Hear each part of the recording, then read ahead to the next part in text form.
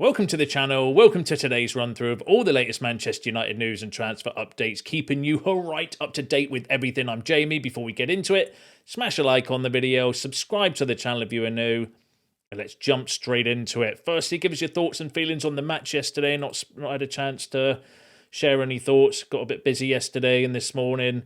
But yeah, get in the comments, let me know what you think about the game yesterday. I thought we started shaky, obviously conceded. Leaving players unmarked from a corner is never a good sign ahead of Arsenal next weekend, so hopefully we can learn from that.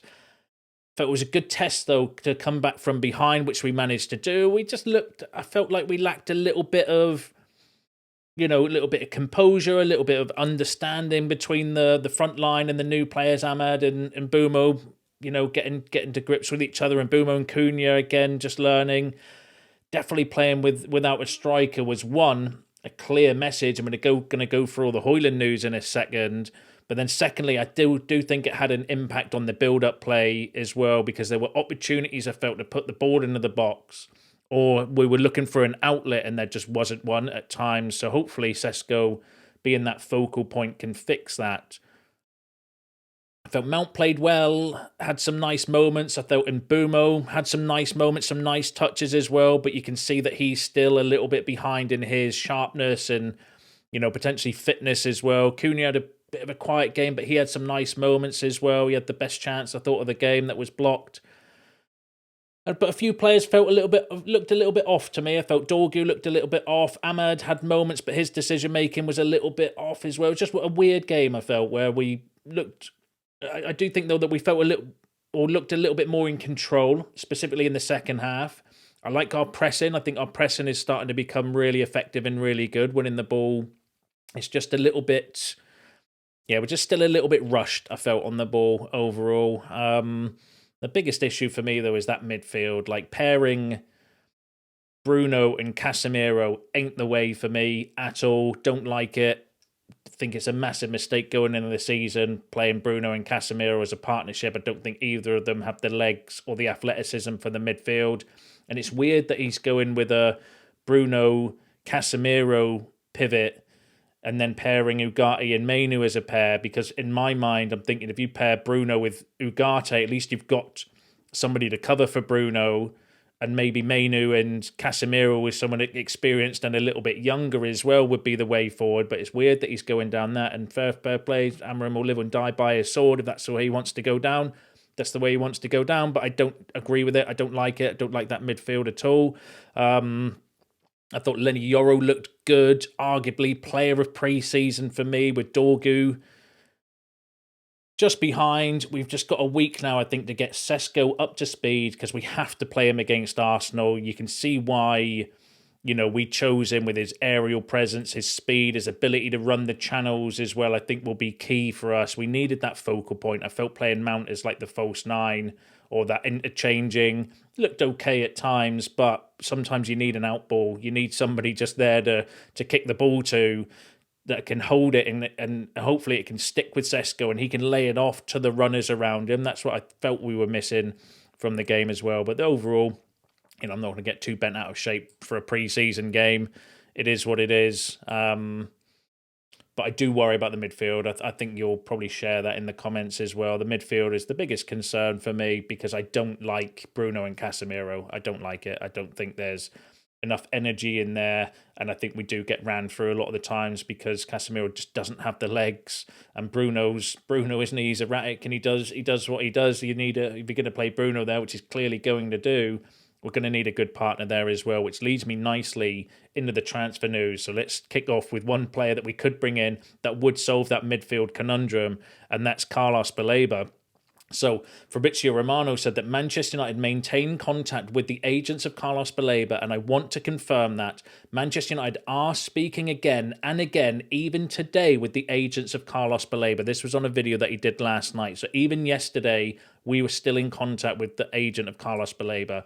Manchester United on side want to advance and then see what happens with Brighton. From what I feel, they want to try and say, we believe Baleba is the perfect player. Now, they say if we can get the perfect midfielder, good. Otherwise, we move on. So, So basically what Romano's saying is that we're speaking to Carlos Baleba's agent to get the player to want to join us, like we've done with all of our transfer dealings so far this window, get the terms agreed on a player side, and then we can go to Brighton to say, yeah, we want your player, and try to do the deal with Brighton.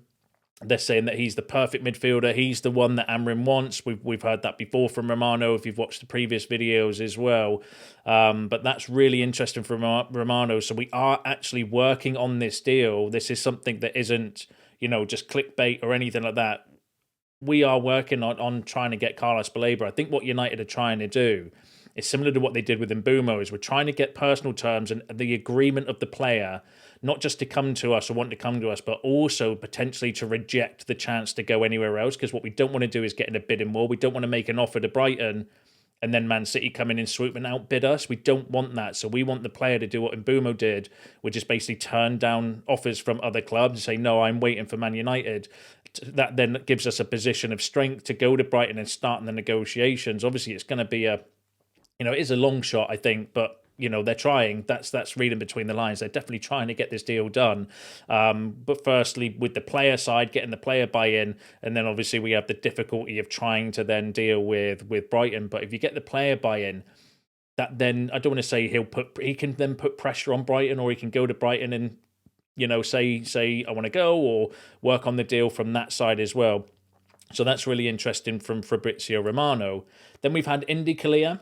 Now, I'm not on the Indy Kalia bandwagon at this moment in time. He did break the story around Baleba to start with and was reposted by David Ornstein. Maybe he has an inside, maybe they do have an inside connection on this one, and this is a deal that they're going to be, good on. But I'm still yet to be convinced. I'd want to see a bit more credibility. However, what they were saying was that Baleba wants out of Brighton, personal terms agreed. So according to Indy Kalia, we've agreed personal terms with Baleba, which is never going to be an issue because he's not on an extraordinary salary. He's on about £12,500 a week, I think it is, at Brighton. So we're always going to be able to agree personal terms, I think, with Baleba.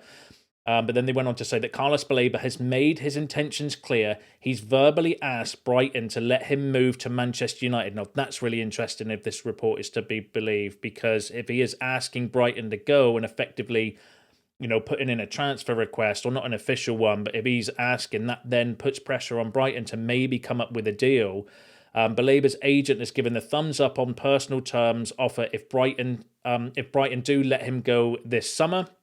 Brighton at this moment have not nudged from the 100 million valuation on the player. I think that's meant to say budge, but this is the copy and paste of the tweet that Indy Kalia put out. So holy shit! Like, again, I want to see a bit more credibility. I'm not convinced by the source. However, they were right with the original post as well, which is why it's being widely reported. This is going everywhere and going at the moment with regarding United news. I've been waiting for some credibility today. I've been waiting for an Ornstein to repost it, or a Romano to come out and give an update. But at the time of recording, there's none of that, no updates or anything, or anyone of a bit more credibility coming out saying anything. So, but personal terms agreed.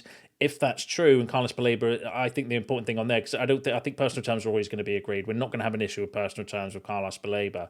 But if he's asked Brighton to let him go to United, then that changes the game, in my opinion, and that changes the game. We still obviously have the difficulty of trying to get a price and trying to get a deal done with Brighton. But Andy Mitten was saying yesterday in the video that I bought you that maybe they could include some players as well. I don't know what players. I know some of you asked in the comments yesterday. I have no idea what players Brighton would be interested in. In my head, I'm thinking someone young, developmental, and up and coming. Someone like maybe Harry Amas, possibly Toby Collier, although the Manchester Evening News did say that Toby Collier will not be included as part of a deal for Carlos Baleba, but I don't know whether Toby Collier would be one. Could it be Mainu? It doesn't need to be the bomb squad. It doesn't need to be like Sancho and Anthony and all those people. Like, it could be a first team player, or maybe one of our young up and coming players behind the scenes as well that maybe Brighton would be interested in. But nobody knows at this stage. But it's going to be expensive. But reading between the lines, United are trying. They're definitely trying to get Carlos Baleba, which is insane to me. If we pull this off, this will be a big deal, I think, for us going forward. 21-year-old, one of the best Premier League midfielders at his age as well. He's only got the world in front of him in terms of his ability and progression as well. So this will be a massive deal for me personally. The Athletic, though, was saying it's a deal a lot of Premier League clubs would like to do. He's one of the highest rated holding midfielders in the league in European football. If United do it, they're looking more than £100 million. Moises Caicedo money is certainly a benchmark set by Brighton. In the past, you're looking at similar parameters to that. So, the Athletic are basically saying it's going to be very expensive. United have explored those parameters this week and sort of thinking there is going to be a market for him next summer. So if they can get ahead of the curve, if they can do it now and steal a march on clubs that'll be in for him, then it's a feather in United's cap and helps them going forward. I think it's an unrealistic and unlikely deal due to the numbers being talked about. So the Athletic were basically saying, look, we're trying. It's going to be very expensive. We don't know whether it's going to be unrealistic or, whether it's going to be plausible or not. Who knows? But one of the reasons is, obviously, we know Ruben Amorim wants him. The club clearly want him as well. And you can see why he's a fantastic young talent. But then also we're trying to get ahead of the curve by getting him this summer when maybe the competition isn't there, because next summer you might then have City, Liverpool, other clubs going in for him. That will then rule us out of the equation straight away if we get into like a bidding war and stuff. So that's why I think United are trying so hard now to get this deal done, which is insane to me. And I don't know how we're going to fund it. One of the ways possible, though, Rob Dawson said deals for both Alejandro Garnacho and Rasmus Hojlund could raise close to £100 million for Man United, which would allow them to step up their interest in Carlos Baleba. So I'm assuming that Rob Dawson means if we sold Hojlund for 40 and we sold Garnacho for 60, because that's been the reported fee, around 50-60 million pounds, then potentially that gives us the money to go and get Carlos Baleba. But I don't think we're going to get a permanent exit for Rasmus Hojlund, going off of the latest news, which we're going to talk about next. And then obviously we know Chelsea are going to try and lowball us with Garnacho as well. But, I think if we could structure the deal right, the Garnacho sale would definitely give us the money to allow us to do, a structured payment for Carlos Baleba, which is insane to me. But give us your thoughts and feelings on all of that in the comments below. Like, I think it's I think it's exciting. I think there is something to it as well. I don't think this is just clickbait bullshit. I genuinely think that United are looking and exploring the parameters of this deal. I think we're trying to get the players buy-in and agree in personal terms according to the reports, because Romano was saying we are in contact with his agent, so we're trying to get that deal done, get the players buy-in, and then maybe Carlos Baleba does put pressure on Brighton by saying, look, I want to go, can we sort out a deal? And then we make an offer and it gets Brighton at the table, but it's going to be massively expensive, and it's going to be, hell of a deal to try to get done this later in the transfer market. But to win the race, you've got to be in the race, and I like the approach. And again, this is what Ineos have done this transfer window, is get the players to want to come, and then you can start negotiating with the clubs as well. So once that happens, and going off of those reports, it could be happening now if the Indy Kalia report is to be believed. But again, I have some reservations around the credibility regarding that. But that doesn't mean it's wrong. That's just my opinion. I'm just a dude with a microphone. I'm not in the know or anything like that. I'm just reacting to the news and sharing my opinion on it. But I'm sure you'll share yours in the comments below as well. But going off of Romano and stuff, definitely we're trying, is what I would say in summary of that as well, which is nuts to me, because I think Carlos Baleba would be a brilliant midfielder to bring in and help us in that midfield. If we're going to go with the two, which we clearly are, would be a good partner for Bruno as well, to allow Bruno maybe to get forward a bit more, so he's closer to the goal where we really want him, but then also not relying on him so much in his defensive duties, because when Casemiro plays there, he's got no legs to get back, and then we just get ran past on still. And I don't necessarily think it's a system problem, because that was happening under Erik ten Hag. Is a personnel problem in there. We don't have the athleticism or the legs in midfield to stop this. I think the only player that does is Ugarte, but Ugarte is terrible on the ball and gives it away a lot, and then it's so we don't necessarily have that profile of player, and Carlos Baleba is definitely that. But give us your shouts on that in the comments below. Now, interestingly, let's go through this firstly from Andy Mitten. So Andy Mitten, very good very connected at Man United as well, said the signings have infused Manchester United fans, especially Sesko, because that was unexpected. I think we're going to see a considerable amount of movement from now until the end of the window, outgoings and incomings. I always felt there'd be a lot of action towards the end of the window. There's actually quite a lot of Manchester United players, other than the bomb squad, who the club would, listen to offers for. There's interest in a lot of Manchester United players, and sometimes it takes the season to start for players to realise they aren't featuring for them to change their outlook on leaving. And that's a very valid point from Andy Mitten, because we don't have European football. There are going to be some players that are just going to be sat around not playing. I think Ruben Amorim made an example yesterday out of Rasmus Hojlund. I think that was a clear message to the player, not playing him, not giving him a single minute yesterday. That was a clear message, I think, from Ruben Amorim to prove a point. But there's other players like that as well, because we've only got one game a week, no European football. You can't be sat there relying on injuries to stay at Man United. So I do think there will be first team players or players in the squad that maybe will have I was thinking this before. We've got Baleba. Where does that put Casemiro then? Because he'll want to play at the World Cup. So United going to get these deals done, get Baleba in as a way to then force some of the players out. I've said this before in a previous video. One of the ways you could force exits is to buy players in for those positions and then effectively tell the players, well, they're me starting midfielder. We've just spent £100 million on Carlos Baleba, so he's going to play every week.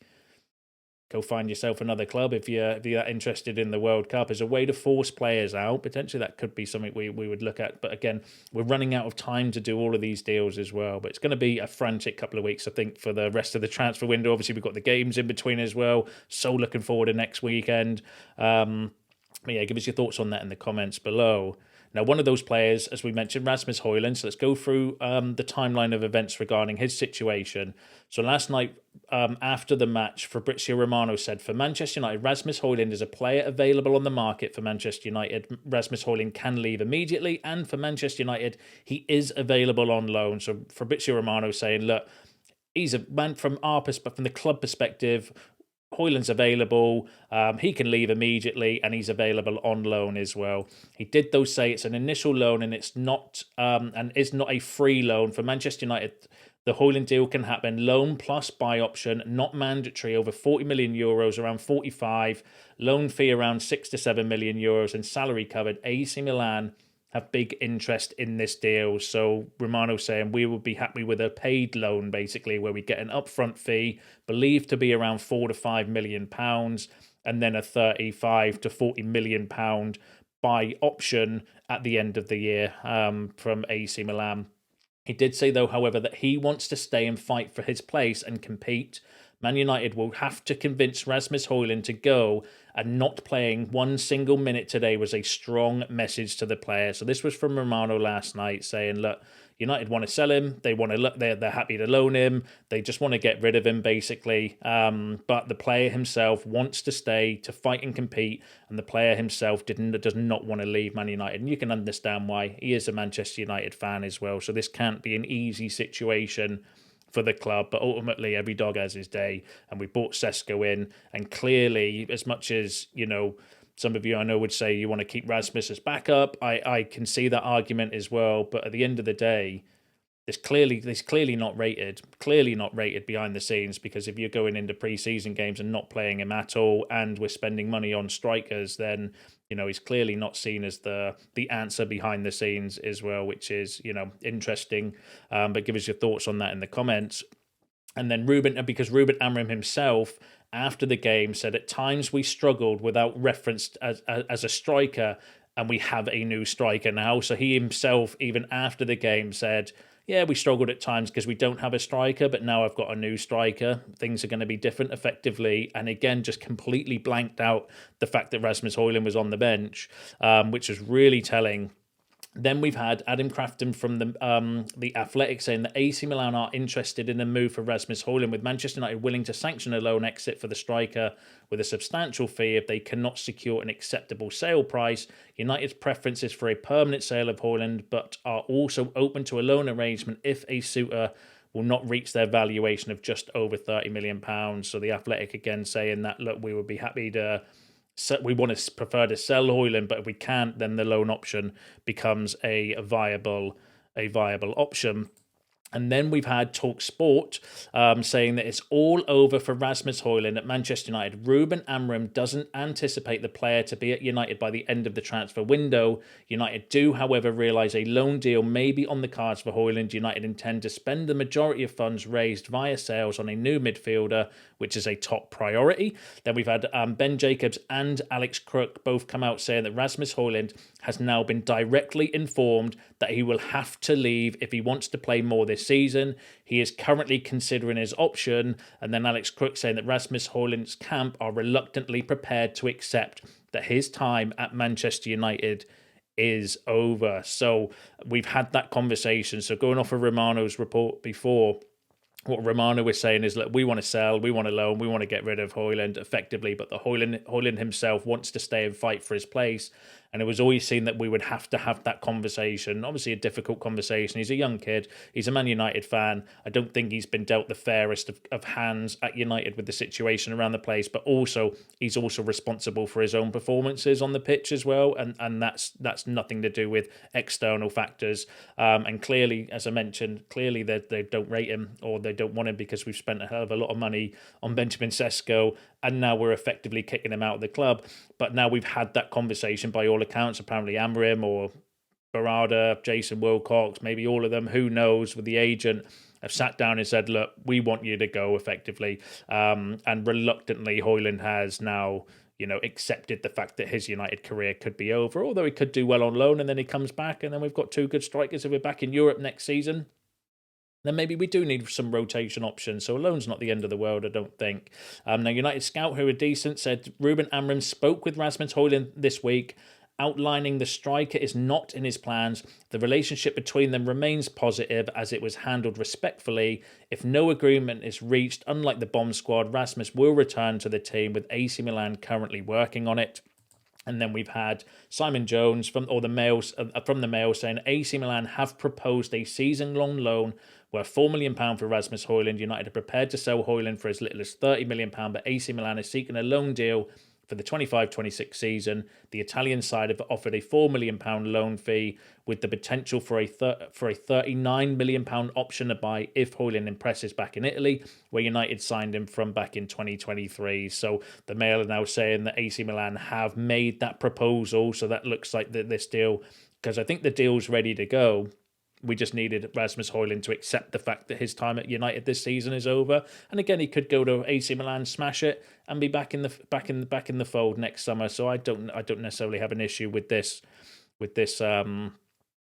deal, because I can't be a hypocrite. You can't ask for the club to get ruthless and have a rebuild and then cry when the players they're rebuilding or they're being ruthless with are maybe ones that you want to see kept in the team. Ultimately, they know more than we do. We're just fans looking at it from the outside. They're looking at it from the inside as well. And you've got to believe there's a reason for this. Whether that's, I don't know the exact reason, but clearly not rated enough, not good enough, whatever. To do a loan, maybe rebuild his confidence. Maybe it's a confidence thing as well. But ultimately, looks like the decision's been made, and it sounds like, Rasmus Hojlund has come to terms with it, and maybe we could see some movement on this as well, which is important, because if you go back to the original story, when we're talking about we need some money to maybe go for Carlos Baleba, obviously £4 million not going to help, but it's the wages off the book as well. And then potentially, if we sell Garnacho, it does give us a bit of wiggle room as well. But that could be the money you could spend on a goalkeeper as well, if you as long as you get the structured deal correct, as long as you can structure that payment correct as well. So that could give us some money for potentially a goalkeeper as well. But yeah, we'll keep an eye on that one. Love your thoughts and feelings on that in the comments below. Let's go through some other transfer news. So keeping with strikers, so scouting attending who are good at doing this, breaking news and reporting on teams that are scouting players, saying that Manchester United scouted 19-year-old international forward Ricardo Mathias in a 1-1 cup draw with Fluminense on Thursday. Mathias scored 2 in a 3-1 league win versus RB Bragantino last night. So know nothing about the player. 19-year-old Brazilian forward. Done some quick research. There's not a lot of data around on him. Looks actually pretty decent. I think he's 6'3". Looks like a bit of a unit as well. A target man, looked fairly quick as well. Sort of striker that can receive the ball. It looked like he had a nice touch. 15 appearances, 4 goals so far this season. But other than that, you tell me in the comments as well. But it looks like another young, talented striker that we are scouting. But there's nothing more than that at the moment. Sure, we're scouting a lot of other players. But I thought that was an interesting profile of player.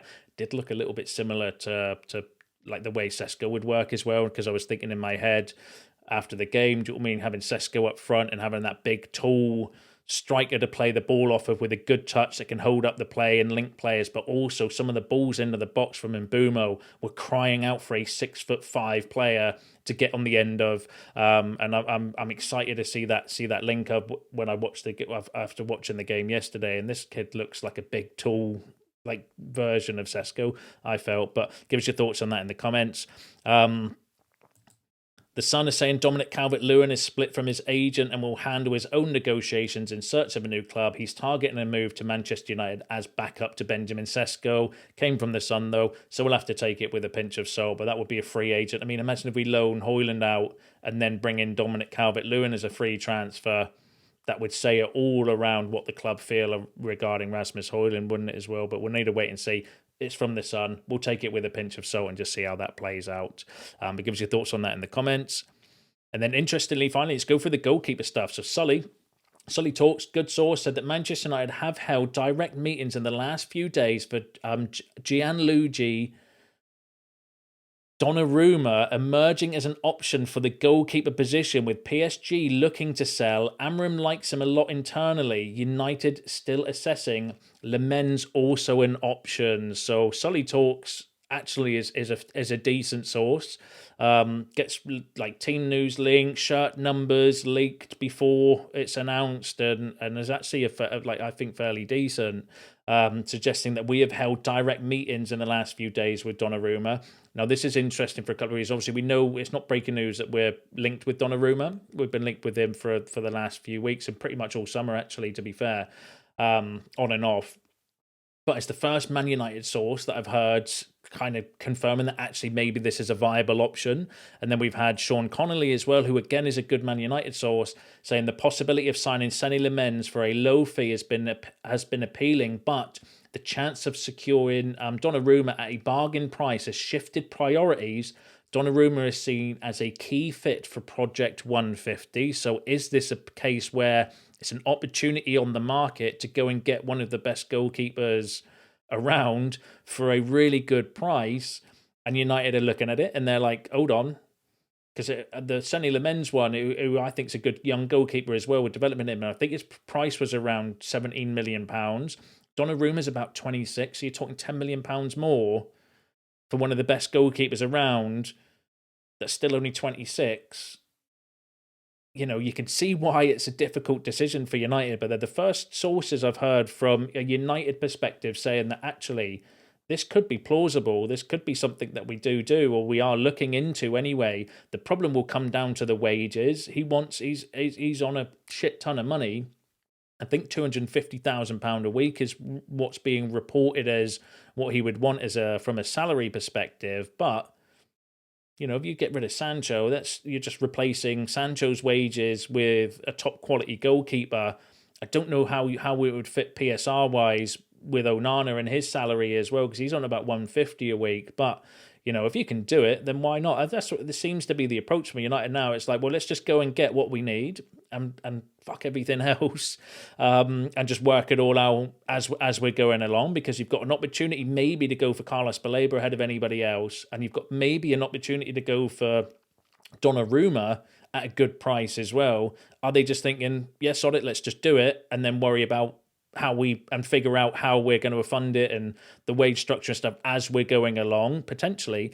But interestingly, Graham Bailey's come out saying that Manchester United may allow Andre Onana to leave on loan if they secure a new number one goalkeeper. With Donnarumma as a potential target, PSG would accept around £40 million or less, but Donnarumma is demanding a weekly salary exceeding £250,000 a week. So Graham Bailey saying if it's £40 million, I don't think United would go anywhere near that deal personally. But if it's 26, which is what the other reports have been saying, I think that's plausible. The wages would be an issue, but You know, if we then loan out Andre Onana and get half of his salary covered or majority of his salary covered as well, that could be possible, but we'll wait and see how it all plays out. Either way, it's going to be, I think, a frantic few weeks in the remainder of the transfer window. I'm excited about the Baleba stuff. I'm still getting giddy around it, even though I think it is going to be difficult.